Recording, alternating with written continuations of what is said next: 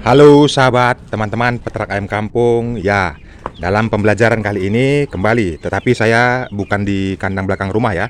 Ini kandang utama di depan rumah kita, teman-teman.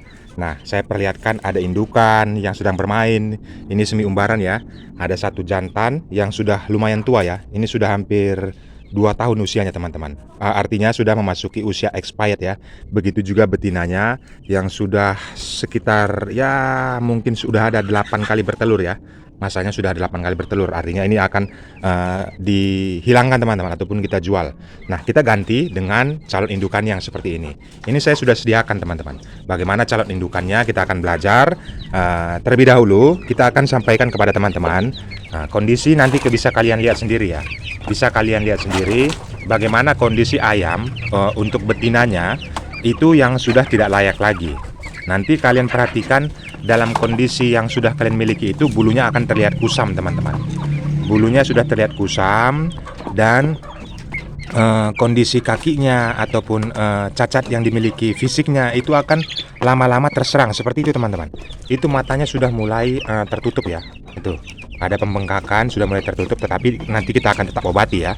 Kita akan keluarkan bagian putih di dalam matanya itu, terus kita kasih kunyit dan kita kasih minyak teman-teman. Nah, hal sedemikian rupa itu harus kita sendiri yang mengamati. Nah, bagaimana kondisi di tempat kalian? Untuk calon indukan itu harus memiliki batas masa expired yang kita tidak akan bisa biarkan mereka terus bertelur. Nah, pengaruhnya nanti akan lambat untuk bertelur. Begitu juga telurnya itu tidak akan banyak lagi. Hanya berkisar 4 butir atau 5 butir yang seharusnya bisa bertelur itu sekitar 14-15 butir teman-teman. Penerapan padahal sudah kita terapkan untuk protein yang tinggi dan hormonnya itu bisa terangsang menggunakan keong. Keong itu dicacah, direbus, lalu dicampur dengan pakan ya, pakan alternatif. Itu akan menambah daya rangsang ya untuk proses bertelurnya ayam kampung. Itu juga sudah saya sampaikan di video-video sebelumnya. Kalian bisa cek saja ya. Saya sudah sampaikan itu di video panjang teman-teman. Nah, artinya bagaimana kalian lihat nanti kondisi bulu ayam yang sudah kusam dan masa periodenya itu sudah sampai 8 kali ataupun 9 kali proses bertelurnya. Nah, itu sebenarnya sudah bisa kita wanti-wanti untuk kita ganti dengan yang lain. Jangan tetap pertahankan agar nanti biaya yang dikeluarkan tidak lagi setimpal teman-teman, karena kita pasti menggunakan pakan dan kita harus berikan mereka makan seterusnya. Walaupun ada dua pilihan ya, ada dua pilihan yang bisa kita lakukan. Kita bisa menjualnya ataupun kita bisa mengkonsumsinya. Kalau kita konsumsi secara langsung, kalau kondisi ayam yang sudah tua seperti ini, itu akan alot. Itu pasti akan alot. Walaupun ada teknik nanti ya bisa saja nanti dikukus dulu ataupun direbus, itu lama ya proses masaknya itu supaya nanti dagingnya itu tidak alot, tetapi pasti akan terasa teman-teman. Nah, metode yang kedua bisa kita jual ke pasar. Nah, kalau ayam kampung yang masih segar, yang masih masa jarah-jarah seperti itu ya, artinya masih fresh, ini kalau di tempat saya di daerah Medan ini, kalau saya menjual ke pedagang, ini 50.000 per kilogram teman-teman. Nanti pedagang itu menjual ke konsumennya itu yang di pasar, itu dia jual 60.000 per kilogram.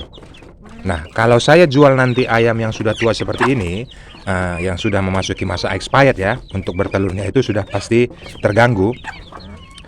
Itu nanti mereka hanya menghargai sekitar 35.000 ataupun 30.000 per kilogramnya teman-teman. Artinya bisa terpangkas hampir setengah dari harga normalnya.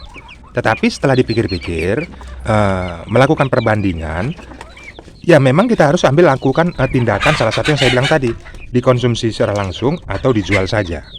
Seperti itu. Tetapi memang bisa ada alternatif yang lain ya. Bisa membuat alternatif yang lain, dipublikasikan saja. Mana tahu tetangga ada mau, mereka mungkin mau nanti sekitar 40.000 per kilogramnya.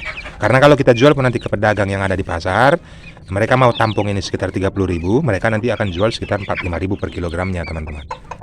Nah, metode yang diharapkan konsumen ya nanti saya akan kukus ataupun masaknya ini agak lama supaya dagingnya itu tidak alot. Nah, itu terserahlah bagi konsumen. Tetapi di dunia peternakan ayam kampung, tindakan ataupun hal yang seperti yang saya sarankan ini itu harus diambil teman-teman. Harus diambil regenerasi untuk pembibitan penyediaan telur itu harus diregenerasi. Artinya kita harus menyiapkan juga calon indukan yang siap mengganti ayam yang sudah tua ini. Nah, seperti apa kondisinya calon indukan yang baik dan benar untuk proses kedepannya? Ini bisa kalian lihat ya. Kalau pejantannya ini kemarin pada saat saya sediakan, ini tidak terlalu besar teman-teman. Artinya dia hanya memenuhi 3 karakter saja.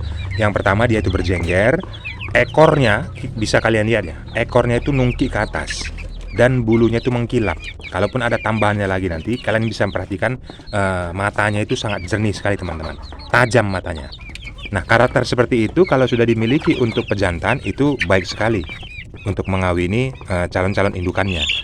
Bobot tubuhnya itu jangan pilih yang besar kalau indukan yang pejantan teman-teman. Tetapi kalau nanti untuk indukan yang betina, itu kalian pilih yang bongsor. Badannya itu bongsor, bulunya itu full, lalu terlihat mengkilap ya. Nah, kalau mau karakter jengger atau tidak, kalau betinanya tidak terlalu dipaksakan. Tetapi bagaimana saya katakan tadi, agar tubuhnya itu yang kalian persiapkan itu harus besar. Ini besar sekali teman-teman. Kalau ditimbang ini 2 kg ini.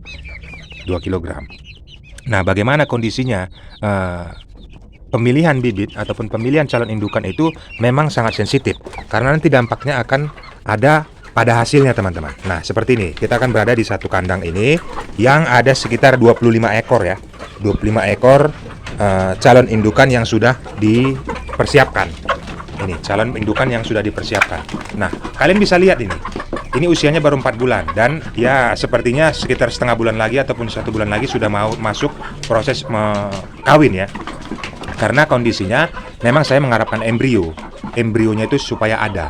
Kenapa? Supaya nanti bisa menetas. Bisa saya mengandalkan pakan pabrikan yang sudah terangsang untuk mereka bisa bertelur untuk betinanya.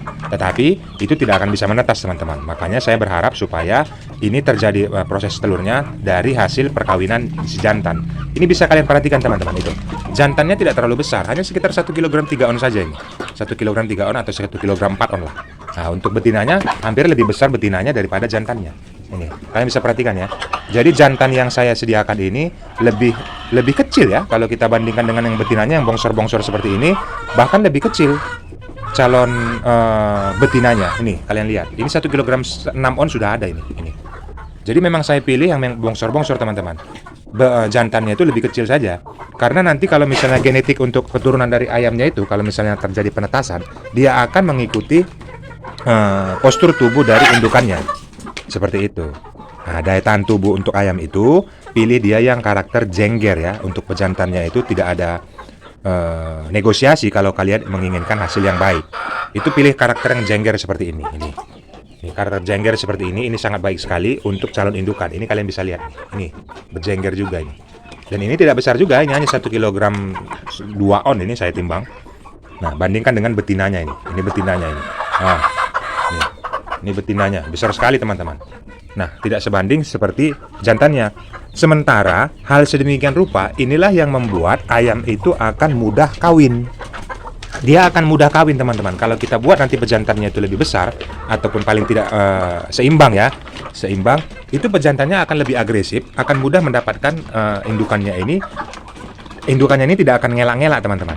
Dia tidak akan ngelak-ngelak. Artinya begitu gesitnya nanti yang pejantan ini karena kelincahan tubuhnya itu ramping ya, dia mudah untuk mengawini si betinanya. Seperti itu. Nah, yang menjadi minusnya lagi kalau misalnya terlalu bongsor nanti pejantannya, itu akan susah dan menderita untuk betinanya, bahkan bisa menimbulkan trauma. Dia akan selalu mengelak karena bobot pejantan ini terlalu berat. Jadi hal seperti dia dikawini oleh pejantannya itu merupakan suatu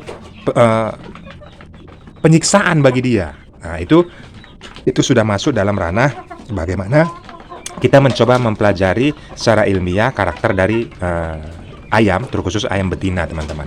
Dan itu bisa dijabarkan secara ilmiah, bukan asumsi-asumsi liar saya. Kalau kalian lihat nanti di fakta di lapangan, kalian akan melihat peristiwa yang seperti saya katakan ini tadi. Kebanyakan kalau misalnya badan dari pejantannya itu besar, betina ini akan selalu mengelak-ngelak teman-teman. Betina ini akan selalu berupaya mengelak agar jangan sampai dikawini jantannya. Padahal hormonnya sudah pengen untuk dikawini, tetapi karena dia mengingat rasa traumanya pejantan ini terlalu besar, sudah pernah dikawini, itu terlalu berat teman-teman. Makanya saran saya kepada kalian, jangan sampai salah pilih untuk calon indukan, khususnya jantan. Nah, perbandingannya boleh 1:1, beratnya boleh sama saja, tidak ada masalah. Dan kalian bisa harus perhatikan juga untuk masa puding yang kita berikan kepada jantannya itu harus disediakan juga sekitar paling tidak 10 hari sekali ataupun seminggu sekali 1 butir telur dimasukkan ke dalam mulutnya yang mentah. bagian kuningnya mau tercampur dengan putihnya juga tidak ada masalah. Jadi dia tetap konsisten memberikan spermanya itu sperma yang unggul kepada betinanya. Apalagi nanti kalian menyediakan jantannya ini satu, terus kalian membuat betinanya itu sampai dengan 6. Bahkan nanti kalau misalnya saya melihat ada yang sampai 9, ada yang sampai 8. Sebenarnya itu cara yang selalu menyiksa, teman-teman. Itu sudah memasuki cara yang menyiksa dan membuat ayam yang jantan ini akan cepat masa expirednya. Makanya idealnya itu maksimal paling banyak 6 untuk betinanya, 1 pejantannya. Nah, kalian tinggal kalkulasikan saja untuk kelipatannya. Jadi kalau 2 jantan bisa mengawini ataupun menyediakan di kandang itu 12 betina.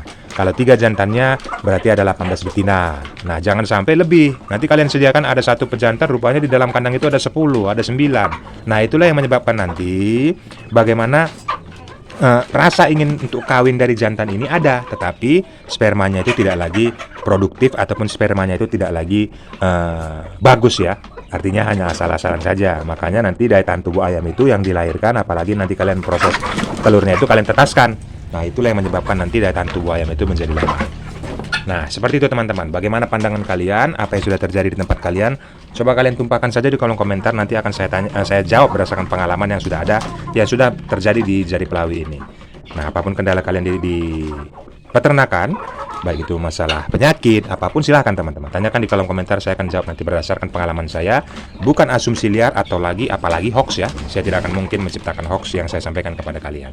Oke teman-teman, demikian dulu videonya. Jangan lupa like video ini agar saya lebih semangat lagi untuk mengupload video-video terbaru yang tentu saja selalu mengedukasi kepada kalian teman-teman.